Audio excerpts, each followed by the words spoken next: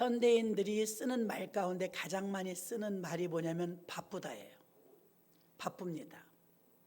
안 바쁜 사람이 없어요. 직장인도 바쁘대고 가정주부도 바쁘대고 초등학생도 바쁘대요.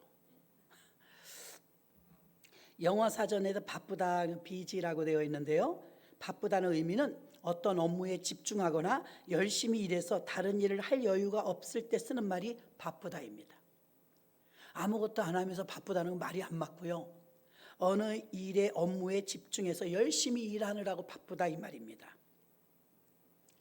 그런데 우리가 시간을 사용함에 있어서 중요한 것은 바쁜 것보다 어떤 업무에 충실해서 바쁜 것보다 무엇 때문에 바쁘냐가 더 중요하죠. 뱅글뱅글 그 자리를 돌면서 바쁘면 백해무익합니다. 그런데 어떤 일을 하면서 바쁘냐 이 말입니다. 여러분도 다 바쁘실 거예요. 저도 바쁘고 여러분이 저를 배려하느라고 목사님 바쁘시지만 그러면서 말씀하시죠. 나 말도 안 했는데 바쁘다고. 목사님 바쁘시지만 상담 좀 갈게. 목사님 바쁘시지만 그러니까 다 아는 거예요. 바쁘다는 걸. 여러분은 안 바쁘냐면 여러분도 바빠요. 사람들은 교회 사역 때문에 바쁜 분 많죠. 회사의 업무 때문에 바쁜 분 많습니다. 학생은 공부하느라고 바빠요. 공부할 시간이 빠듯해요. 비즈니스 하느라고 바빠요. 어느 것이든 집중하는 것이 다 다릅니다. 그 집중하는 일이 바로 그 사람의 가치예요. 중요하죠? 여러분이 어디 가장 많이 집중하냐 이 말이에요. 그 가장 많이 집중하는 그 일이 가치고 여러분이 바쁘게 움직이는 그 일이 여러분의 가치이기 때문에 그 사람의 집중하는 일, 그 사람의 바쁜 일을 보면 그 사람이 뭐 하는 사람인 줄 알아요. 그래서 그 사람의 관심사, 그 사람의 생활의 우선순위, 그 사람의 우선순위를 알려면 그 사람이 무엇 때문에 바쁜지를 보면 돼요. 그 사람의 가치관도 알 수 있어요. 성도로서 바쁘다는 말은 어떤 때 사용해야 할까요? 우리가 성도로서 서로가 바쁘다는 말을 어떤 의미로 사용하고 있습니까? 친척도 만나야 되고 공부도 해야 되고 장사도 해야 되고 돈도 벌어야 되고. 사실은 마귀가 저가 첫 은혜 받았을 때 85년? 그때 즈음부터 한 90년대까지 전성기를 대한민국도 70년, 80년, 90년 초반까지는 교회가 많이 부흥했죠. 진짜 역사가 많이 일어났어요. 굉장히 바빴죠. 근데 그때는 전도하고 신방하고 다녀도요, 가정에 주부들이 많이 계셨어요. 집에 많이 계셨어요. 전도 가도. 지금은 가도 못 만나요. 왜냐하면 다 바빠요. 어떤 면으로는 마귀가 우리를 바쁘게 만들어요. 바빠서 성경 볼 시간, 기도할 시간, 예배 드리는 시간이 막 아깝고 어려울 정도예요. 일부러는 막 시간을 내야 되는데 믿음이 있지 않고 시간 내지 않거든요. 대부분 교회 못 오시는 분 중에 바빠서 못 온대요. 진짜 바쁘다는 말은 그 사람의 가치를 말해주는 것이기 때문에 무슨 일을 하느라고 바쁘냐 이 말이에요. 목사님 그것도 모르세요. 돈 벌어먹느라고. 먹고 사느라고 바쁘죠. 그 사람이 집중하는 그 일이 그 사람의 가치라니까요.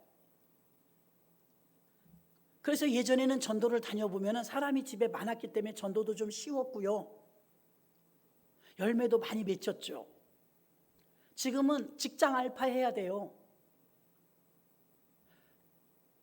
저희 교단에 목사님 손녀가 똘똘해요. 학교 이름 잊어버렸어요. 지금 인천인데 신문에 났더라고요.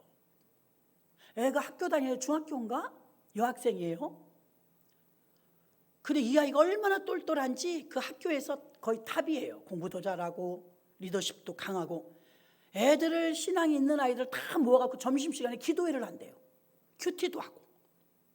얼마나 잘났으면 이게 신문에 난 거예요. 공부도 잘하지.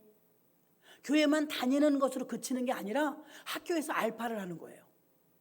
예수 믿는 아이들을 자기네 반에서 다 불러 모아요. 아까 점심 후다닥 먹고서 모여갖고 3, 40분을 기도회하고 성경 큐티하고 이런데요. 막 성령이 충만해가지고 그 학교 전체에 막 성령 바람이 불어갖고 전도가 부흥이 일어나는데, 아이들이 바쁘지만 집에 있을 땐 집에 있을 시간이 없어서 바쁘지만 학교에서는 몇 시간을 같이 있거든요. 그래서 유익했대요. 신우회도 마찬가지. 직장 신우회도 집에 있을 시간은 밤에나 퇴근해서 돌아오지만 직장에서 하루 종일 같이 있거든요. 그럼 믿는 사람끼리 결탁해갖고 거기서 큐티하고 함께 점심 먹으면서 은혜 나누고 이런 일들이 요즘에 많아요. 사실은 바쁘다는 게요, 시간을 내려면 낼 수 있다는 거예요. 아멘. 아무리 바빠도 드라마는 다 보시더라니까. 쿠팡에 불난 것도 다 하시더라니까. 그러니까 시간은 낼 수 있다는 거죠. 여러분의 바쁨을 통해서 여러분이 신자임을 드러낼 때 그게 가치 있는 거예요. 다시 말합니다. 바쁘기는 바쁜데 그 바쁜 그 모든 스케줄들이 여러분이 신자라는 것을, 예수 믿는다는 것을 드러내는 바쁜 일일 때 가치가 있습니다. 성도가 바쁜 일은 그 성도가 신자임을 말해줘야 해요. 어디 갔다 오세요? 전도 갔다 와요. 이스라엘 권사님 얼마나 바쁘세요? 그의 바쁜 일을 통해서 그 사람이 성도라는 걸 알아야 돼요. 아무리 바빠도 교회 일하고 아무 상관이 없다면 그 사람의 가치에는 신자가 들어있는 게 아니에요. 교회 가느라고 바쁘고, 봉사하느라고 바쁘고, 전도하느라고 바쁘고, 기도하느라고 바쁘고, 할렐루야. 그 반열 속에, 여러분의 바쁨 속에 그 스케줄이 없다면 그렇게 가치 있지 않아요. 성도가 어떤 일로 바쁘며 어떤 일에 집중해야 합니까? 첫째는요, 우리가 바쁜 일이 신자를 드러내는 일이 있어야 된다고 말했지만 신앙을 고백하고 은혜를 나누는 일로 바빠야 돼요. 어떤 분들을 보면요, 아주머니들은 참 말 잘해요. 나이가 드셔도 얼마나 지치지 않고, 저는 한참 말을 하면 막 쓰러질 것 같아. 힘들어갖고 몇 시간을 따다다다다다, 그리고 전화로 또 해. 대단한 에너지예요. 그런데 그 대화 중에서 은혜의 대화라면, 간증의 대화라면, 믿음을 촉진시키는 대화라면 좋아요. 성도는 살아가면서 의식적으로 자기의 신앙을 고백합니다.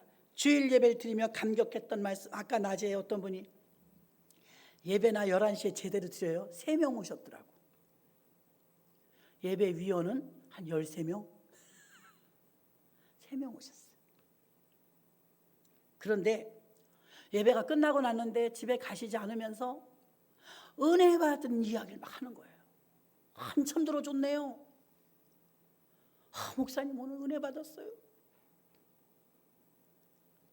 그러니까 여러분 들으면서 뭐가 은혜였지? 그러실지도 몰라요. 은혜 받을 땐 똑같이 들어도 내게 찔리는 말씀, 감동되는 말씀 있지요. 와, 은혜 받으셨다는 거예요. 살짝 우시더라고 보니까, 예배 드리는데.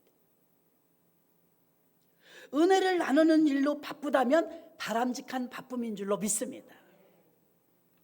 성도가 살아가면서 의식적으로 자신의 신앙을 고백하는데 주일 예배를 드리고 그 감격했던 말씀과 회개하는 일을 다시 생각합니다. 한 주일 동안 직장에서, 가정에서, 사회에서 은혜 받은 일을 어떤 모양으로든 누구와 나누려고 하는 것, 되새김질하는 것, 그런 일로 바빠야 될 줄로 믿습니다. 뒷담화하면서 험담하고 남 흉보고 이간질하고 그런 일로 바쁘면 마이너스입니다. 아무리 수고하고 헌신하고 봉사해도 다 까먹어요. 낮에는 연단 받을 때, 훈련 받을 때 돈을 안 주신다, 그리고 2부 예배 때 말씀을 전했어요. 근데 연단도 2가지예요. 첫째는 훈련 받는 동안은 돈을 안 주시지만 훈련 끝나면 주세요. 탕자를 봐요. 암만 연단 받고 왔어도 본전이에요. 모든 게 회복되었지만 원래 자기 자리예요. 더 받은 건 없어요. 이해가 되십니까? 내 스스로가 저지른 일은 있는 힘을 다하고 고생했어도요, 본전이에요. 맨날 본전이에요.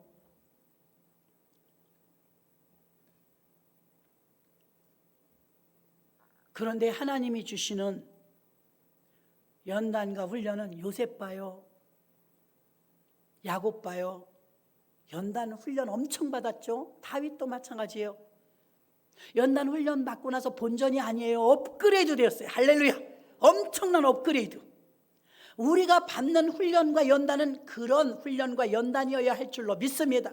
괜히 몸이 아프고, 하나님 감사합니다, 몸이 아팠다가 치료되어서 깨끗해졌어요, 그래야 본전이에요. 하나님, 저 아는 목사님은 물론 교회 일하다가 돈이 많이 미스났어요. 자기가 이제 감당할 수 없는 정도의 빚이 생겼어요. 1억 몇 천만 원이라고 해요. 목사님이 1억 몇 천만 원 못 갚아요. 돈 버는 게 아니잖아요. 여러분은 벌면 되지만. 근데 갑자기 암이 걸렸어. 위암이 걸렸는데, 제가 교회 하면서 그 쏟아부었던 그 적잖은 금액 있잖아요. 이제 빚을 이자랑 다 충당을 못 하겠는 거예요. 보험금이 다 그게 다 갚게 나온 거예요. 이야,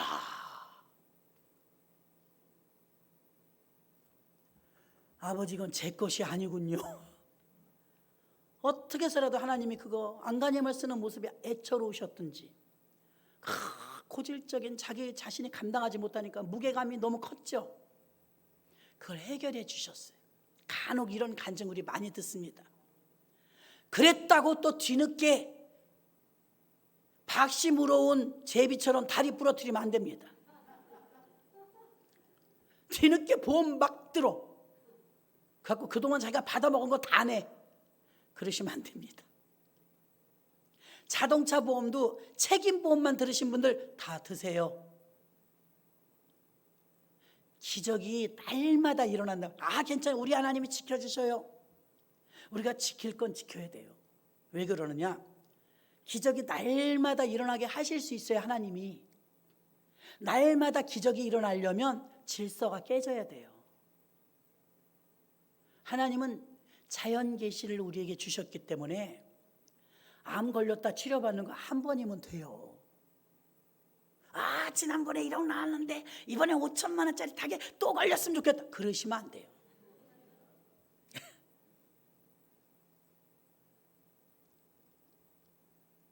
정말 인간의 힘으로 감당할 수 없으니까 하나님의 은혜로 해결해 주셨단 말이에요. 그 목사님 그래서 그동안 밀렸던 모든 인쇄비며 뭐며 다 해결하고 나니까 발을 뻗고 자겠더래요. 목사가 장기 팔 수도 없고, 하나님이 그렇게, 참 가슴 아픈 일이지만 그 많은 빚을 본인이 해결할 수 없는데 자기 몸을 담보로 하나님이 해주셔서 참 감사하면서도 서글펐대요. 그 대신에 몸 좀 아프고 회복하느라고 좀 시간이 걸렸지만 다리 뻗고 자게 됐대요. 너무 그 무게감이 크니까 하나님이 해결해 주신 거예요. 그런 일이 그 목사님한테 일생에 10번 일어난다면 못 살 겁니다. 한 번이면 좋게요. 그런 일이 계속 일어나면 암병을 누가 무서워해요? 10번 암 걸렸는데 10번 낫대. 그럼 누가 암을 무서워해요? 누가 암을 조심해요? 기적은 그렇게 자주 일어나는 게 아니에요. 하나님 하실 수 있어요. 기적이 자주 일어나면 질서가 깨진다니까요. 그래서 자연 계시와 자연 질서를 유지하시기 위해서라도, 아브라함도 보세요. 일생에 뭐 맨날 같이 주의 말씀 음성을 들은 게 아니에요. 성경을 읽어 몇 번 안 돼, 일생 가운데. 100세에 우리 교회는 오기만 하면 100세 때 애기나, 그게 그럼 무슨 기적이에요? 상식이지. 아브라함에게 일어난 엄청난 일이었기 때문에 그게 기적이고, 그 일이 우리 가정과 가문에 한 번 일어나면 그것으로 족하고 감사하세요.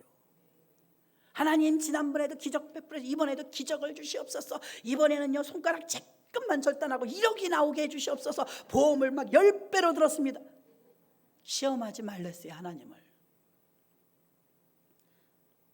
머리 쓰지 말란 말이에요. 수단 부리지 말란 말이에요. 우리의 바쁜 일상으로 인해서 내가 신자임을 드러내는 일, 그렇게 바빠야 됩니다. 은혜를 나누는 일로 첫째로 바쁘셔야 하고, 두 번째는 다른 사람을 돕는 일로 바쁜 적 있습니까? 사마리아 사람 봐요. 선한 사마리아 사람. 다른 사람을 돕는 일로 바빠요. 재직이 돼도 인정사정 없는 분 많아요. 인정이 넘치는 분은 오히려 이용하려고 할 때도 있어요. 희생을 하며 남을 돕는다는 건 내 시간을 들여야 돼요. 쉬운 일이 아니에요. 그런데 바빠요 바빠 그러면서 바쁜데 다른 분을 돕느라고 바쁜 게 내 생활 속에 있다면 그분은 그 바쁨으로 인해서 자신의 신자됨을 드러낸 것인 줄로 믿습니다. 바쁘기는 바쁜데 몇십 년 예수 앞에 막 헌신하고 충성한 것 같은데 드린 것도 없어요. 하나님을 위해서 한 것도 없어요. 자기네 먹고 사느라고 바쁜 거예요. 아까도 낮에 잠깐 그런 대화들을 했는데, 교회를 떠난 젊은이들이 많잖아요. 그 부모가 가슴을 치면서 고백한 내용이 있어요. 영상 중에. 나는 우리의 자녀, 딸이었나 그래요. 우리 자녀를 위해서 좋은 대학 가게 해달라고, 좋은 직장 가게 해달라고, 취직 잘 되게 해달라고, 무럭무럭 잘 크게 해달라고. 그런 기도는 모태신앙이니까 끊임없이 해줬는데 우리 딸이 그렇게 힘들어하는지 몰랐대요. 그의 영혼이 잘 되게 해달라고 기도한 적은 거의 없었다는 거예요.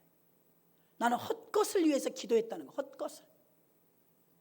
세상 사람들하고 뭐가 다르냐는 거예요. 그게 좋은 대학 가고 좋은 직장 가고 돈 많이 벌고 그것만을 위해서 기도했다는 거. 대부분 그렇지 않나요? 영혼의 강성함을 위해서 기도하시기 바랍니다. 판사들이 돈 잘 버는지 어쩌는지 저는 잘 모르겠어요. 판사 뭐 월급인지 얼마나 버는지 저는 잘 모르겠어요. 판사들이 벌어먹고 사는데 크게 입하지 않은 사람들이 기독교인이래요. 부끄러운 거 아닙니까? 기독교인들 때문에 먹고 산다 이 말이에요. 어느 정도는. 왜요? 기독교인들이 그렇게 고소 고발이 많대요. 법정 분쟁이 많대요. 그 부끄러운 일입니다. 법정 분쟁이 기독교인들이 너무 많다는 거예요. 잘했니 잘못했니 시시비를 가리는 거 아닙니까? 다른 사람을 돕는 일로 바빴던 선한 사마리아 사람은 가던 길이 바빴어요. 그럼에도 불구하고 강도 만나 죽어가는 사람을 버리고 갈 수가 없었어요. 하루를 잃어버리게 돼요. 하루. 토요 영성 기도하는데 여러분 지금 한 3개월 됐거든요. 내가 가만 뒷자리에서 봅니다. 10번을 빠지지 않고 나온 사람 몇이나 될까? 10번을. 왜 10번을 꼽아봤을까요? 그런 사람 가운데서는 성령 충만을 사모하는 분들이 많았어요. 성령 충만을 사모하면 최소한 열흘을 기도했대. 열흘. 마가의 다락방에서 전혀 기도에 힘쓴 기간이 열흘. 10번도 못 와. 10번. 빠지지 않고 10번을 못 오더라고요. 그들은 열흘을 기도했다는데 10번도 못 오는데 어떻게 성령 충만을 받겠어요? 전심전력을 다해서 기도하는데 힘쓰지 않았다는 걸 말해요. 그럼 왜 그러느냐? 바빠서. 내가 신자임을 드러내는 일에 바쁜 거라면 내가 지금 막 전도하느라고, 내가 지금 성도님 돌보느라고, 내가 지금 불우한 이웃을 거기 어려운 일을 같이 해결하느라고, 그런 일 별로 없어요. 그런 일 별로 없다고요. 그런데 이 선한 사마리아 사람은 내 일이 아님에도 불구하고, 아는 사람이 아님에도 불구하고 자기 양심상 그를 불쌍히 여겨 강도 만난 자를 그냥 지나쳐버리지 않았습니다. 저와 여러분이 바쁜 일 가운데 남 때문에 바쁜 일 있습니까? 없습니까? 부끄러워요. 기독교인으로서 남의 문제, 남의 일 때문에 바빠본 적이 없다면, 전도해놨는데 들여다보지 못하고 챙기지 못하고 바쁘지 않았다면 하나님, 그러네요. 몰랐는데. 나 일주일 동안 열심히 살다가 교회만 오면 되는 줄 알았는데, 그러고 보니 나는 교회 오는 건 어떻게 왔는지 모르지만 누굴 돕느라고 바빠본 적은 없네요. 교회 일이라고 바빠본 적은 별로 없네요. 그런 생각이 드는 분들도 아마 계실 거예요. 혹시 내가 직장을 다닌다면 직장에서 업무가 막 누적되어 있어요.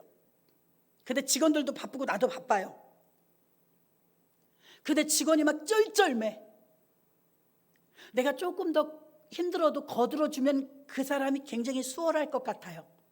그러면 그 짐을 떠맡는 거예요. 아우, 당신도 바쁜데 힘든데, 다 같이 같은 직장 다니고 월급 똑같은데, 그런 거 따지지 말고 내가 기독교인이라는 것 때문에 남의 걸 좀 떠안는 거예요. 예수님이 구레네 시몬하고 십자가를 지고 갈 때 키높이가 맞으면 무게의 중력이 똑같이 들어갈 거예요. 한쪽이 조금 수그리면 어떻게 될까요? 한 사람한테 그 모든 무게가 다 가요. 근데 똑같이 어깨에 매면 나눠지죠. 짐은 나눠지면 가벼워집니다.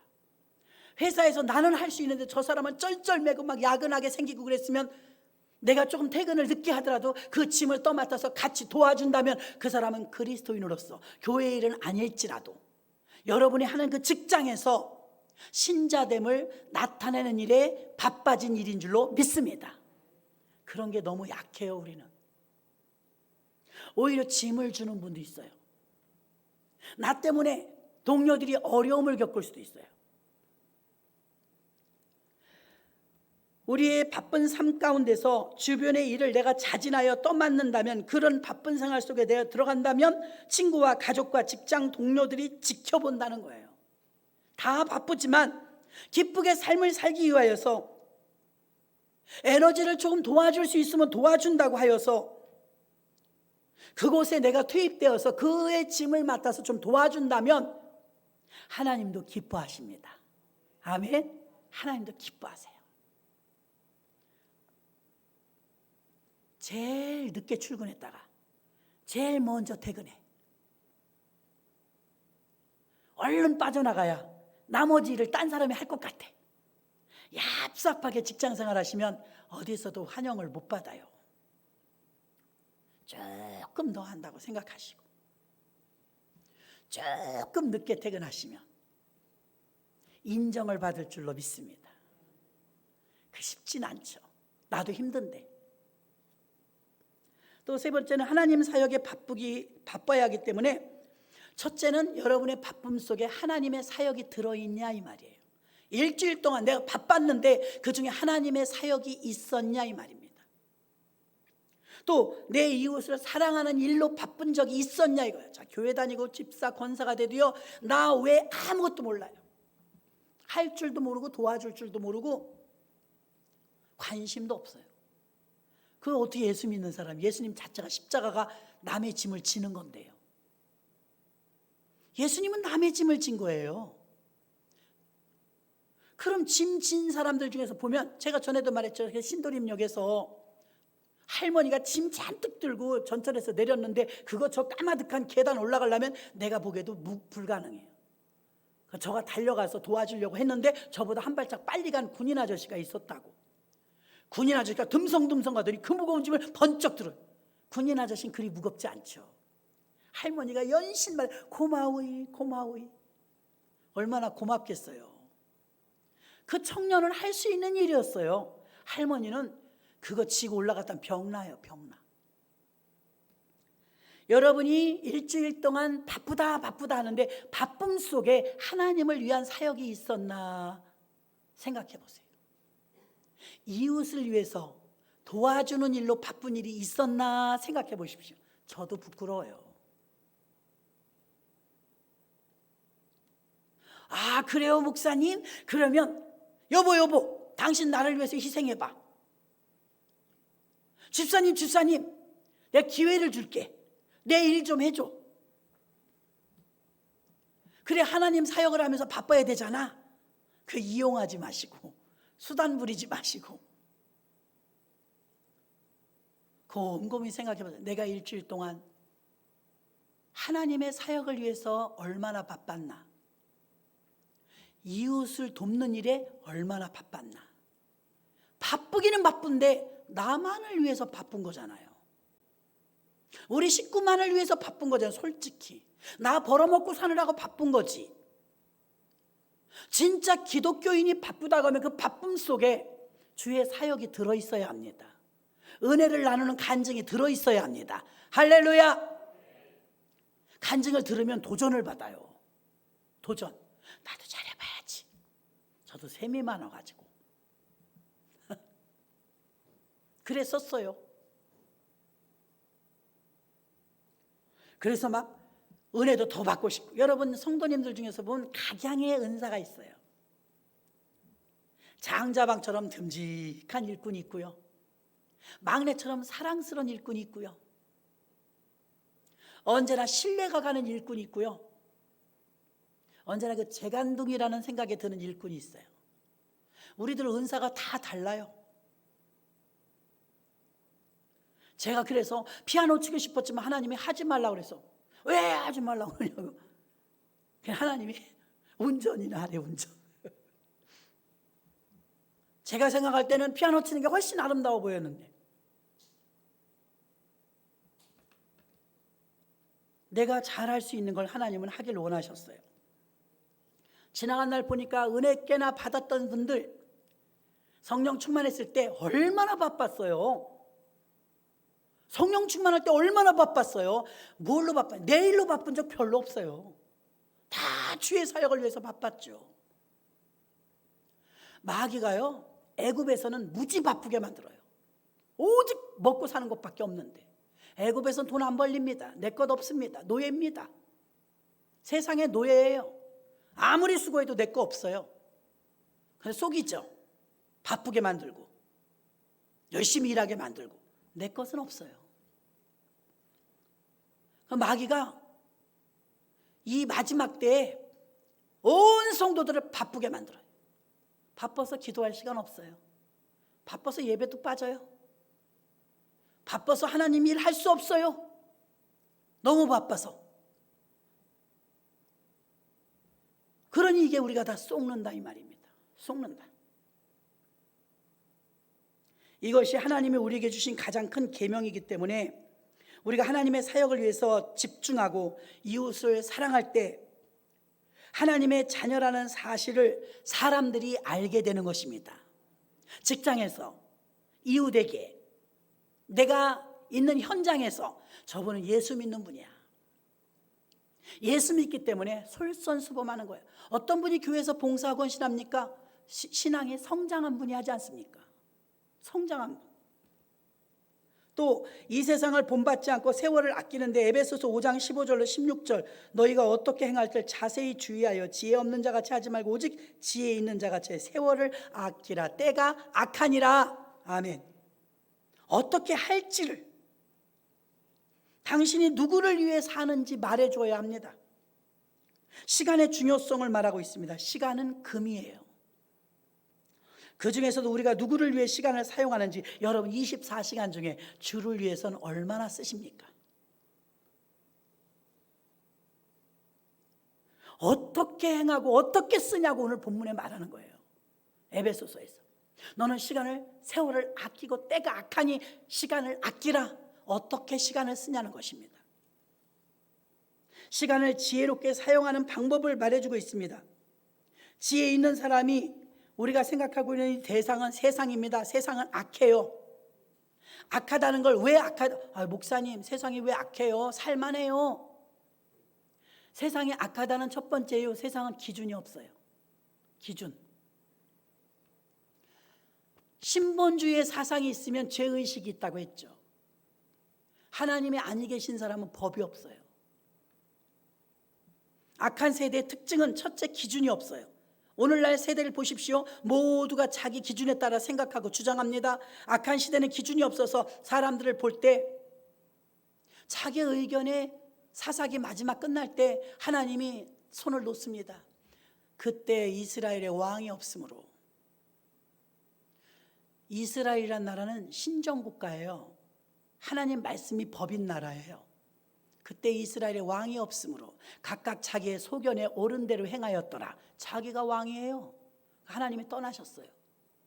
마지막 사사까지 하고 400년의 공백이 오죠. 하나님이 거래 안 하세요. 부부간에서 싸워봐요. 첫 번째 나타난 특징, 묵비권입니다. 말 안 해요. 하나님이 대화를 안 하세요. 거래를 안 해주시는 거예요. 왜? 말 안 들으니까. 기준이 없다는 것은 자기 맘대로 산다는 거예요. 둘째는 하나님에 대한 열망이 없어요. 하나님에 대해서 영적으로 무감각합니다. 둔해요. 인간 내면 깊은 곳에서 영적인 갈증을 느껴야 되거든요. 기도를 못하고 예배를 빠지고 이러면 예배 드리고 싶어, 갈급해 죽겠어. 이거는 징조가 좋은 겁니다. 요즘에 타교인들이 오셔서 우리 교회에서 기도를 하시는데 좋은 징조입니다. 왜? 갈증을 느끼는 거예요. 그런데 조금 멀어지잖아요. 하나님하고 갈증 모릅니다. 목마름 못 느껴요. 그 못 느끼는 건 좋은 게 아닙니다. 우리 교인인데도 교회를 계속 빠지면 어떻게 될까요? 갈증을 못 느껴요. 그냥 편안해요. 비대면 예배가 오래되면서 우리 교회는 예배를 드리지만 드리지 않는 교회들의 특징이 무엇이에요? 편하고 좋대요. 들어누워서 예배 드려도 되니까. 하나님하고 그렇게 점점 멀어지고 비대면 예배를 드리면서 나타난 특징 하나는 믿음이 다 저하되었다는 거예요. 유튜브 예배 드리면서 믿음이 더 좋아진 분은 없어요. 이러한 시대의 성도는 세상 사람들에 대해 하나님의 지혜를 보여주며 그 표현 방법이 시간을 아끼고 세월을 아끼는 것인 줄로 믿습니다. 만일 이 세상밖에 없다면 우리는 고민할 일이 없어요. 허무주의에 빠질 것입니다. 인간성도 파괴될 것이고 법 없는 세상이 될 것입니다. 내 마음대로 다 하면 그게 자유일까요? 그것은 방종입니다. 그것은 무법천지입니다. 교통법규가 없다면 딱지도 끊지 않을 테니 얼마나 좋을까요? 정말 좋을까요? 난리가 날 것입니다. 신호등이 없다면, 경찰이 없다면 아마 더 무질서해질 것입니다. 하나님이 우리에게 주일 성수하라, 하나님께 예배드려라, 기도해라. 이건 뭐 나를 옥죄는 것 같은 생각이 들죠. 이 기본적인 질서를 지키면 자유가 옵니다. 그게 복락이에요. 안전이 옵니다. 안전. 이 안전의 욕구, 인간의 본능 가운데 7개의 위계의 욕구가 있는데 첫 번째가 식욕이죠. 정욕. 여러 가지가 있지만 여러분, 안전의 욕구가 우리에겐 있어요. 안전의 욕구에 대해서 들어가는 비용이 얼마나 많습니까? 내진 설계해라. 불 한 번 나면 건축법 또 바뀝니다. 건물에 뭔가 소화 계통에 뭐가 잘못됐다. 그럼 소방법이 또 바뀝니다. 다 안전에 대한 비용이 들어가는 거예요. 그런데 여러분, 하나님 안에 있을 때 성도는 가장 안전합니다. 여러분이 예수 믿고 교회 다니는데 아직 안정감이 없다면 깊이 들어온 게 아니에요. 안전감이 있냐 이거예요. 안전감. 아까 낮에도 말씀드렸죠. 아기가 위기를 만났을 때는 막 엄마 품으로 달려가요. 엄마가 돈을 가지고 있거나 무슨 해결사가 아님에도 불구하고 엄마 품에 팍 들어가면 아이는 더 이상 두렵지 않아요. 엄마 품 안에서 아이는 안전감을 느끼는 거예요. 예수 믿는 사람의 안전감은 십자가 앞입니다. 교회 와야 편안한 거예요. 교회 밖에서 좋다. 오늘 9일간에 가서 실컷 노래 부르고 춤췄더니 오늘 너무 행복하다. 일시적입니다. 신기루 같아요. 그 다음부터는 이제 9일간 가서 노래 부르고 춤추고 술 마시고 돌아왔더니 죄책감이 날 사로잡습니다. 내가 그래도 권사인데 집사인데 술 마시고 담배 피고 할 거 다 했네. 그때는 좋았는지 모르지만 죄책감이 날 괴롭힙니다. 안정감 없어요. 안정감이 중요한 거예요. 예수 안에 계실 때 안정감이 있는 것입니다. 인간성이 파괴되고 허무주의가 찾아오며 오히려 이 세상 만사를 내 맘대로 막 하고 살면 그게 좋은 것 같고 자유인 것 같지만 그건 방종이라고 말하는 거예요. 방종. 이 세상은 영원히 머무를 곳이 아니라 우리는 돌아가야 될 곳이 있습니다. 요즘이나 코로나 때문에 우리가 외국 나가는 게 어렵지만 외국 꽤나들 다니시지 않았습니까? 갈 때마다 우리가 묵는 곳은 집이 없어요. 항상 호텔이었어요. 이것이 희한한 것이 후진국에 가면 호텔도 후져요. 깨끗한 나라 가면 호텔도 깨끗하더라고요. 아니 며칠이나 산다고 후진 호텔에서 하루도 자기 불편하더라고요. 중국은 더해요. 커피포트에다 무슨 짓을 했을까? 쓸 수가 없어요. 컵도 일회용 컵을 쓰고 싶지 그 유리컵 깨끗해 보여도 쓰고 싶지 않아요. 믿을 수가 있어야죠. 단 며칠 자고 한국으로 돌아오잖아요. 근데도 좋은 호텔이 좋더라 이거예요. 여러분 결론을 말하면 좋아봤자예요. 결국은 한국으로 돌아와야 됩니다. 단칸방이라도 내 집으로 돌아와야 됩니다. 우리가 하나님이 우리가 이 세상을 살아가는데 배역을 주셨어요. 집사, 권사, 장로, 어떤 직업. 그 배역을 주셨는데 그 배역에 충실하고 순종해야 될 줄로 믿습니다. 여긴 나그네의 삶이에요. 그 배역에 충실할 뿐이에요. 그게 영원한 것이 아닙니다. 성도가 바쁜 일을 할 때 가장 집중하는 일은 우리가 살아가는 목적이 무엇인지 나타나야 되는데 이런 일은 쉽게 겉으로 나타나지 않습니다. 주의 뜻이 무엇인지 이해하려고 노력하시기 바랍니다. 에베소서 5장 17절에 그러므로 어리석은 자가 되지 말고 오직 주의 뜻이 무엇인가 이해하라, 분별하라. 주의 뜻 관심이 있냐 이 말입니다. 우리 목적을 우리는 피조물이기 때문에 하나님의 계획대로 내게 맡겨진 배역이 있어요. 페르조나라고 들어보셨습니까? 페르조나. 페르조나는 가면이란 뜻이에요. 그럼 여러분의 페르조나를 물어보면 내가 많은 역할이 있어. 엄마, 아내, 또 뭐 있어요? 시어머니, 시아버지, 장로, 뭐 사업가, 자기의 역할이 많은데 그중에 가장 비중 있는 역할, 그게 당신의 페르조나예요. 그 페르조나가 내 얼굴에 쓰면 가면이 되죠. 저는 가장 강력한 페르조나가 목사겠죠. 주부이기도 해요. 아이들의 엄마이기도 해요. 아내이기도 해요. 그러나 저한테 나타나는 가장 큰 페르조나는 목사죠. 그래서 어딜 가도 목사라는 페르조나로 다닙니다.